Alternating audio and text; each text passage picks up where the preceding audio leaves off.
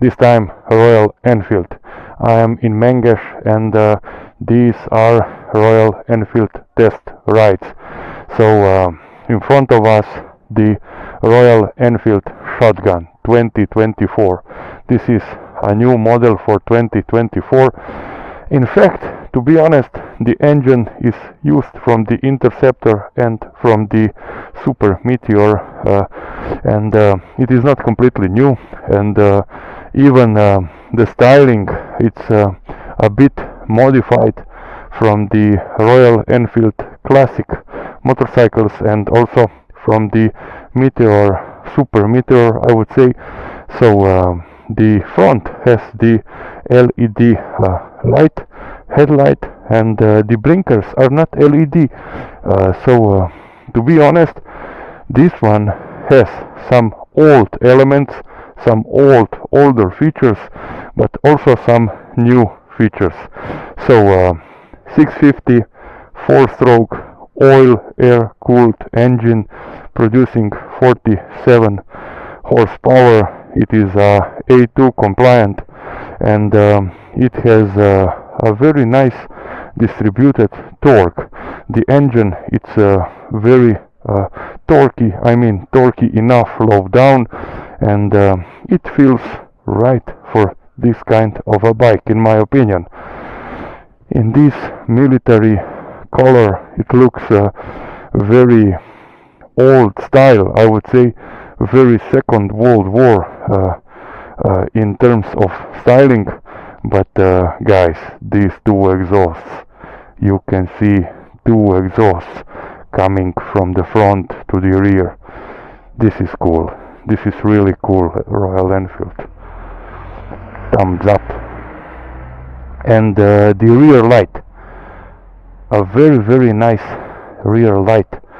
So it is a round light, and I think that it goes with this kind of a bike. So to be honest, it is not a cruiser in every aspect, because the foot pegs are quite a bit ahead, and it has that let's say overall bobber feel. So it is some would say a copy of Harley Davidson Iron 883, but in my opinion this is a great thing. So double shocks at the rear, classic shocks I would say, and the upside down telescopic forks at the front. The front has the 18-inch wheel, the rear has the 17-inch wheel. The fuel tank, it's a bit small. I think it's less than 14 liters, but for such a bike there is no problem having a bit smaller fuel tank. And here we can see the dash. So this is a very well-known dash that includes also the Royal Enfield turn-by-turn navigation, and you just connect it with your mobile phone and you are good to go to use it. So there is no ref counter on this motorcycle. Here you have only the speed. Here you have trip meters A, B.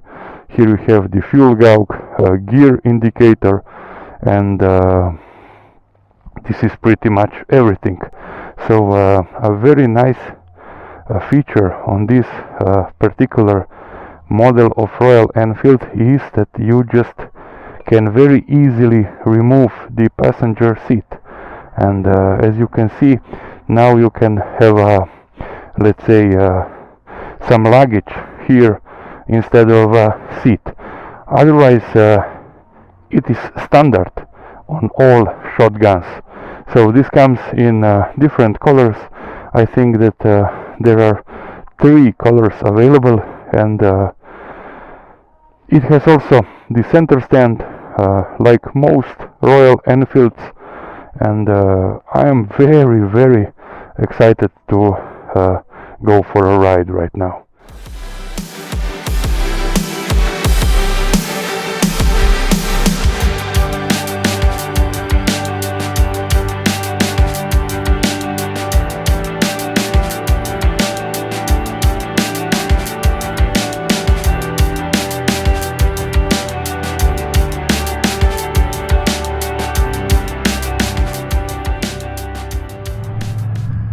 I am on board.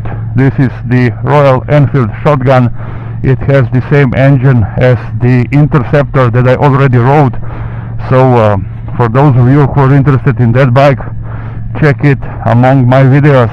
Just look for the first impression videos and you will find it. What are the first impression of this bike?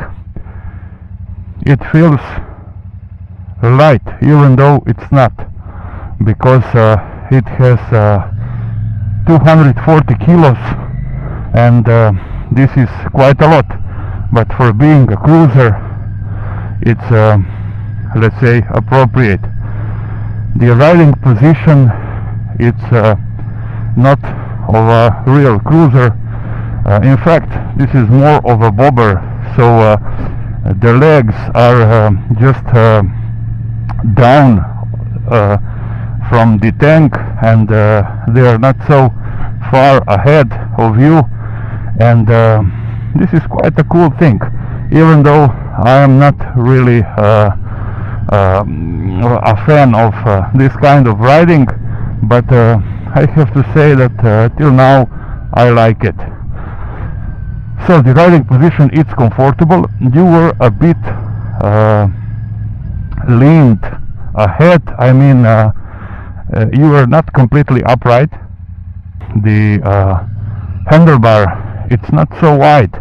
I expected a bit wider handlebar, but I have to say that it's comfortable. So for my size, I am 6'1" or 185 centimeters tall. It feels right. The knee angle, it's okay for me, but I believe that on the Super Meteor is gonna be even better. So the mirrors are very, very well positioned, just like on the Himalayan. I can see everything, and this is just great. So I remember the engine being with this very nice rumble on the Interceptor, and this is the same engine, so it has that significant and deep rumble, you know, of a parallel twin. It is not liquid cooled, so quite an old school machine, but this is how it should be on a cruiser or bobber. Yeah, very nimble, and it turns very easily, really.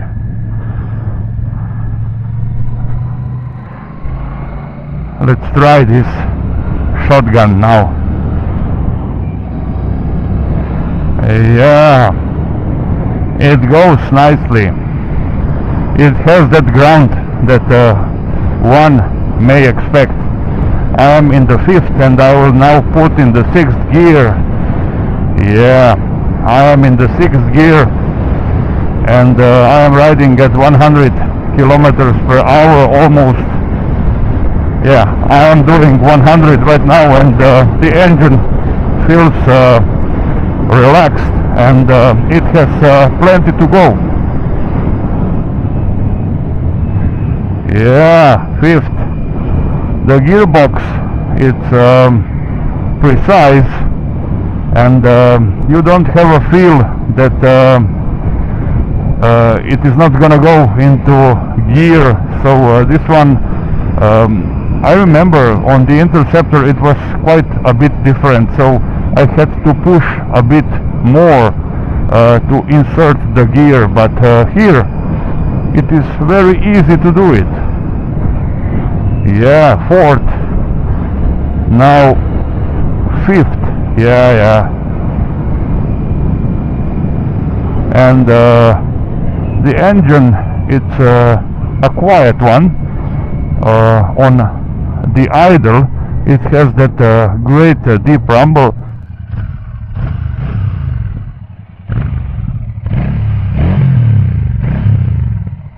But when you are riding, you cannot hear a lot. about the vibes, no particular vibes.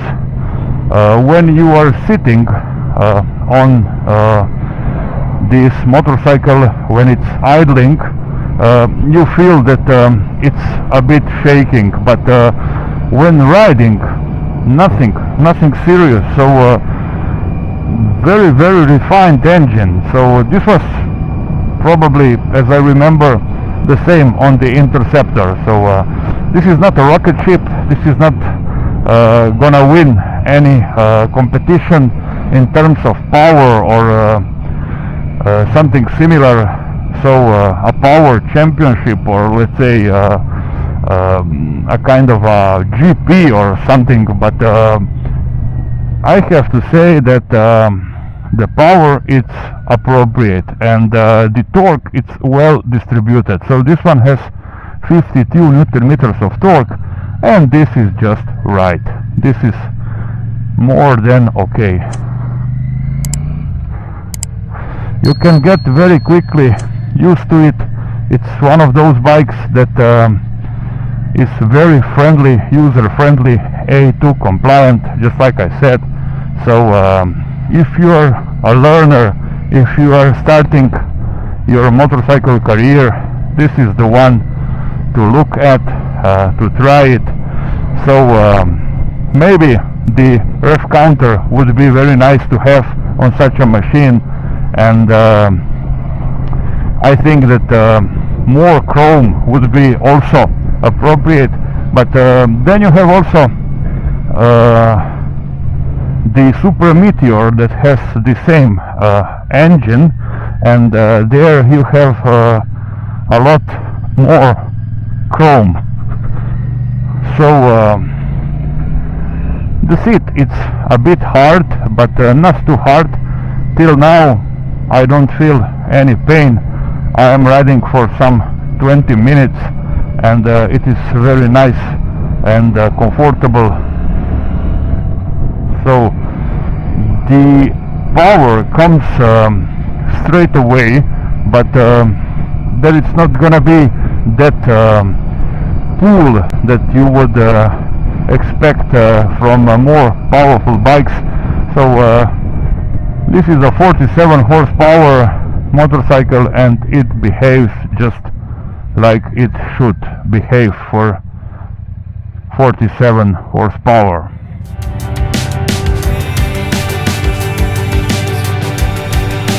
All commands are very well distributed and on the right location. So the handlebar, it's wide. The bike, it's not too soft, it's not diving, and some reviewers said that it has a quite hard rear suspension, but for me, I am 100 kilos, it feels okay. So for this price range, you cannot expect more. This is a great bike.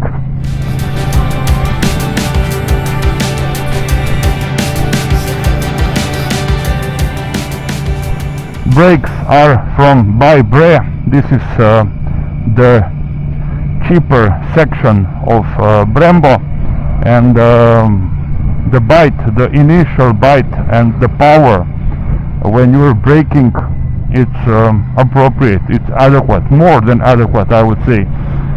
So cruising and riding 100, 120 for this machine, it's a piece of cake. The acceleration, it's not something that it's a very good point. I mean, those of you who are into powerful bikes, skip it. But those of you who are into bobbers or cruisers or A2 compliant bikes, you should ride it, you should try it. It's a wonderful machine. And for this money, for this price, I think that you cannot go wrong. You cannot go for anything else, because it is very well priced. Yeah, very nice. It's light and nimble.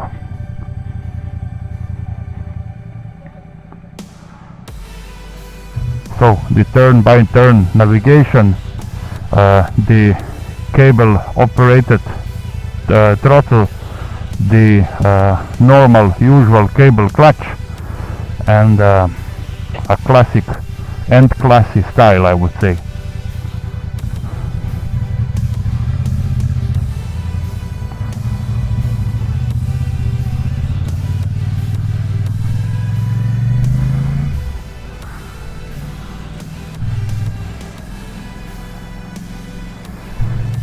Maybe a bit of a downside is that it has a small fuel tank, but like I said, nothing really serious about the fuel tank, because these modern cruisers have small fuel tanks anyway these days.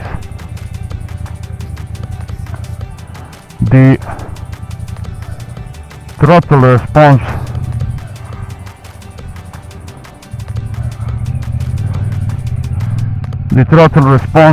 it's soft, it's not gonna surprise you, and this is a great thing. One may ask if it is a passenger, a pillion friendly bike, and I would say yes, it is. Just don't expect too much, because the seat it's quite small for the passenger, and for shorter rides I think that it's more than okay. The suspension feels right. It's Showa, not adjustable at the front, and the same is at the rear, but there you have the preload adjustment, and this is pretty much all.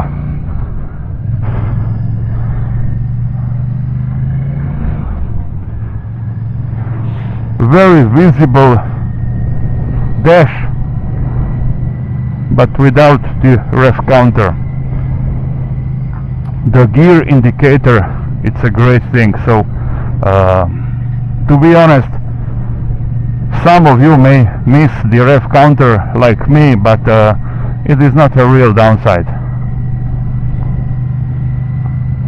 I have enough space for sitting, and the seat it's a bit hard, but it's not bothering me.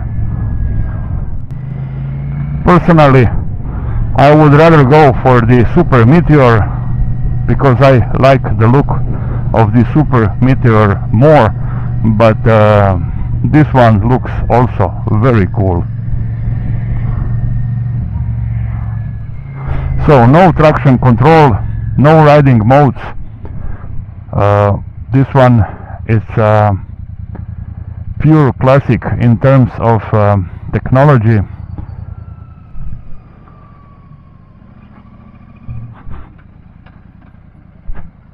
Yep,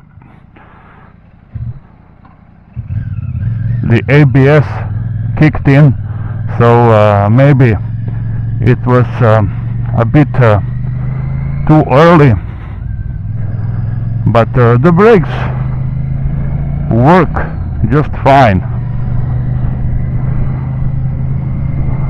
I am not used to this riding position, but I cannot say that it's bad, so I would get used to it. Clutch feels quite light, and it engages very well, so it is easy to operate. Let me mention two positive sides of this machine. The first one, it's the chassis. It's a very rideable and nimble machine, even though it's 240 kilos. So you can really go into turns very easily. And the second one, it's the overall feel of the let's say every detail. I mean, it's a very well made machine, so even though it's not very expensive, I think that they did a great job. So the two negatives, guys, here I have to say that I was a bit surprised about the brakes, you know, when the ABS kicked in there at that intersection. So the brakes are good, but you know, the ABS it's a bit too intrusive in my opinion. And the other thing, it's about the ref counter. So this one has only the speedo, and this is a bit of a downside for me, because this is still a modern bike, a nice bobber, and they could have included it. So this is just me. This was all, guys. This was another first impression video. I hope that you enjoyed. I hope that you like this machine. Please go and try one if you're interested. It's up to you. Thanks for watching, guys. Please do me a favor and subscribe, and till the next one.